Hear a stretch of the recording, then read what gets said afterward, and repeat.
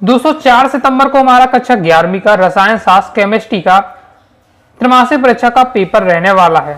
इसलिए दोस्तों मैं आपको त्रैमासिक परीक्षा के लिए जो स्पेशल आपका क्वेश्चन बैंक जारी हुआ है केमिस्ट्री सब्जेक्ट का, उसका मैं आपको सॉल्यूशन बताते जा रहा हूं। टोटल दोस्तों आपके त्रैमासिक परीक्षा में हम ब्लूप्रिंट देखें तो 4 अध्याय आपके आने वाले हैं, जैसा कि आप देख सकते हैं। ओके, तो ये आपका पार्ट 2 रहने वाला है। पार्ट 1 में दोस्तों मैंने आपको अध्याय 1 और अध्याय 2 के वस्तुनिष्ठ कवर करा दिए थे।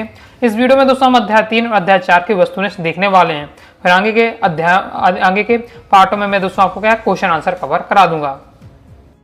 तो दोस्तों हमारा अध्याय 3 है तत्वों का वर्गीकरण और गुणधर्मों में अवितरता।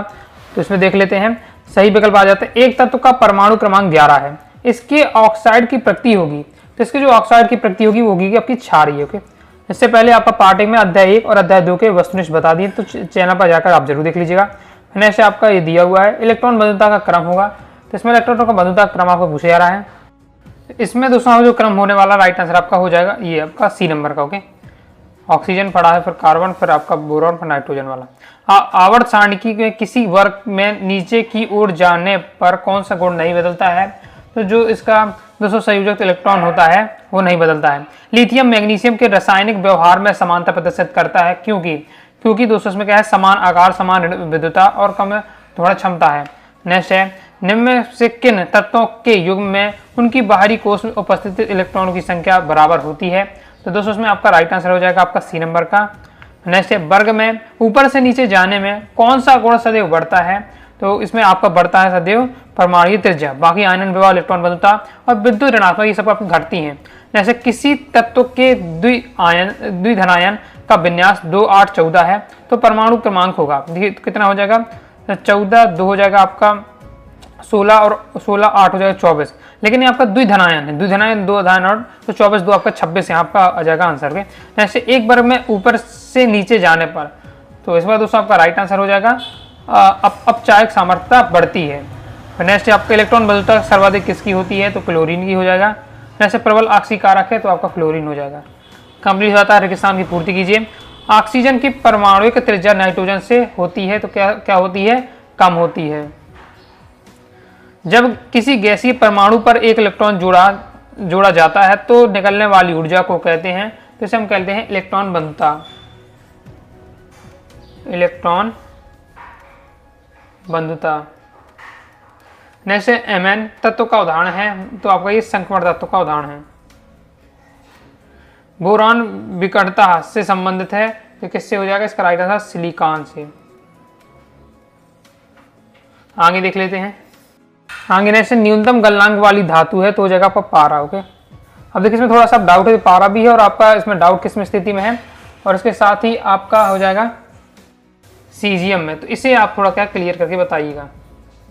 ओके, जैसे आवर्त तालिका में अधातु डेडस की ओर होती है, तो आवर्त तालिका में आपको इस साइड होती है, बाएं आपको होती है, दाएं ओर होती है। ओके, जैसे आपका आपने देखा आवर्त सारणी आपकी इस प्रकार से होती है, ये आपकी आवर्त सारणी होती है, तो इसकी यहाँ आपको होती है यानी दाएं ओर होती है। ओके, नेक्स्ट है, आ जाते एक शब्द एक बार में उत्तर देना है। इलेक्ट्रॉन ग्रहण एंथैल्पी को किससे मापा जाता है? तो इसे मापा जाता है किलोजूल प्रति मोल या मोल इनवर्स। ओके, जैसे समूह में ऊपर से नीचे जाने पर परमाणु त्रिज्या पर क्या प्रभाव पड़ता है? तो परमाणु जो त्रिज्या होती है वो क्या होती है? आपकी बढ़ती है। ओके, तो परमाणु त्रिज्या होती है, समूह में ऊपर से नीचे जाएंगे परमाणु त्रिज्या बढ़ती है। आवर्त में बाएं से दाएं जाने पर आयनन विभव दूसरा वो क्या हो जाए? कम होता है, आयनन कम हो जाता है, कौन? आयनन विभव। ओके, और अगर समूह में ऊपर से नीचे जाएंगे तो परमाणु त्रिज्या हमारी बढ़ती है। आ जाते हैं, जोड़ी बनाइए। परमाणु भार पर आधारित आवर्त सारणी, तो ये दोस्तों हो जाएगा हमारा मेंडल की आवर्त सारणी। परमाणु संख्या पर आधारित आवर्त सारणी, बोर की आवर्त सारणी। विद्युत ऋणात्मक चार्ज, तो ये हो जाएगा दोस्तों हमारा फ्लोरीन। समान इलेक्ट्रॉनिक विन्यास ये है, तो ये हमारा दोस्तों हो जाएगा संक्रमण तत्व। तो ये आपका नेक्स्ट लास्ट होने वाला आपका सम इलेक्ट्रॉनिक आयन।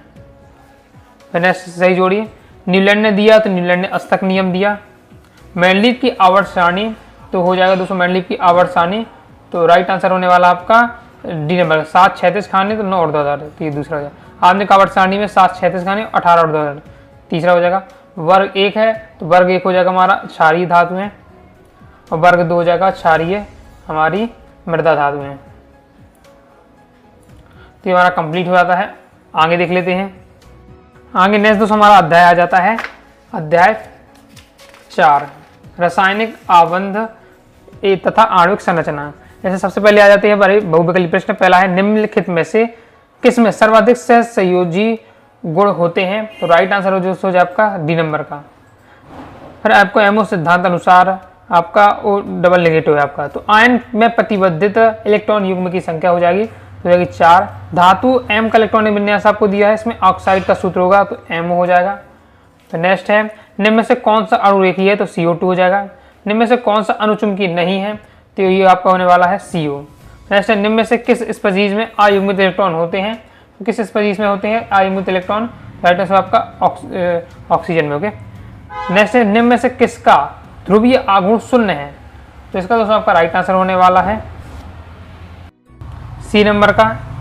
नेक्स्ट बंद कोण बढ़ने के साथ द्विध्रुव आघूर्ण का मान घटता है। ओके, ये थोड़ा क्लियर करिए क्योंकि घट भी सकता है बढ़ भी सकता है, ये भी आंसर देखने को मिल रहा है।